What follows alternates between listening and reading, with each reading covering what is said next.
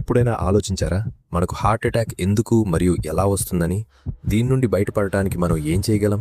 నిజానికి heart attack పిడుగుపడినట్లు సడన్గా రాదు. అది సంవత్సరాల కొద్దీ మెల్లమెల్లగా తయారవుతుంది. చూడండి, మన గుండె ఒక కండరం. ఈ కండరం ప్రాణాలతో ఉండటానికి ప్రతి సెకను ఆక్సిజన్తో నిండిన రక్తం అవసరం.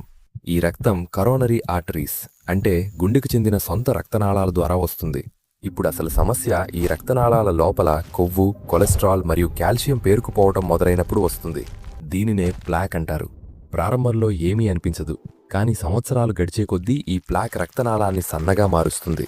దీనివల్ల రక్త ప్రసరణ నెమ్మదిస్తుంది. ఇప్పుడు వస్తుంది అసలైన ప్రమాదం. కొన్నిసార్లు ఈ ప్లాక్ పగిలిపోతుంది. శరీరం దాన్ని ఒక గాయంగా భావించి వెంటనే అక్కడ రక్తాన్ని గడ్డకట్టిస్తుంది. ఆ క్లాట్ రక్తనాళాన్ని పూర్తిగా మూసివేస్తే గుండెకు ఆక్సిజన్ వెళ్లడం ఆగిపోతుంది. దీనినే హార్ట్ అటాక్ అంటారు. ఆక్సిజన్ అందక గుండె కండరం నిమిషాల్లోనే చనిపోవటం మొదలవుతుంది.